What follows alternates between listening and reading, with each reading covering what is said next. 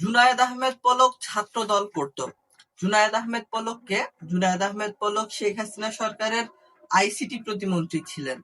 জুনায়েদ আহমেদ পলক নাটোরের যে সিংড়া উপজেলা, সেই উপজেলা থেকে আওয়ামী লীগের মনোনয়নে ৩ বার এমপি হয়েছিলেন এবং বাংলাদেশ আওয়ামী লীগের কেন্দ্রীয় কমিটির সদস্য ছিলেন।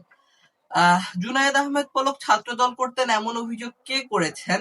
এমন অভিযোগ করেছেন বর্তমান যে তারেক রহমানের নেতৃত্বাধীন বিএনপি সরকার আছে, সেই সরকারের ভূমিমন্ত্রী মিজানুর রহমান মিনু, তিনি এই অভিযোগ করেছেন।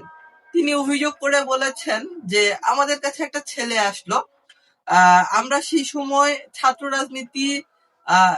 রাজনীতির পার্ট চুকিয়ে বিএনপির রাজনীতির সাথে সম্পৃক্ত হব, এরকম একটি সময় একটা ছেলে আমাদের কাছে আসলো, রাজশাহীতে আসলো, তাকে কলেজে ভর্তি করাইতে হবে। আমরা কলেজে ভর্তি করানোর ব্যবস্থা করে দিলাম। থাকার, খাওয়ার এবং লেখাপড়ার প্রয়োজনীয় যে ব্যবস্থাগুলো, সেগুলো আমরা করে দিলাম। ছেলেটি আমাদের সঙ্গেই ছিল। থাকতে থাকতে হঠাৎ দেখা গেল ছেলেটি ছাত্রলীগের নেতা হয়ে গেছে।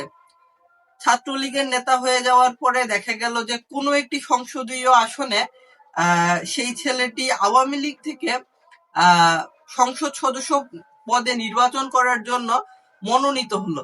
এরপরে সে সংসদ সদস্য হিসেবে নির্বাচনে প্রতিদ্বন্দ্বিতা করলো, এমপি নির্বাচিত হলো, মন্ত্রী হলো এবং জুলাইয়ে যে ছাত্র জনতার আন্দোলন, সেই আন্দোলনে ইন্টারনেট সংযোগ বিচ্ছিন্ন করে দেওয়ার যে অভিযোগটি জুনায়েদ আহমেদ পলকের বিরুদ্ধে আছে, সেই অভিযোগটি করলেন মূলত মিজানুর রহমান মিনু, যিনি বর্তমান তারেক রহমান সরকারের ভূমিমন্ত্রী হিসেবে আছেন। মানে 2001 থেকে 2006 এইরকম একটি সময় দেখা যাচ্ছে যে জুনায়েদ আহমেদ পলক রাজশাহীতে গিয়েছিলেন লেখাপড়া করার জন্য। তখন বিএনপির বা ছাত্র দলের নেতাদের সহযোগিতায় কলেজে ভর্তি হওয়া, কলেজে থাকা, অন্যান্য প্রয়োজনীয় যে বিষয়গুলো আছে এগুলোতে তারা সহযোগিতা করেছিলেন।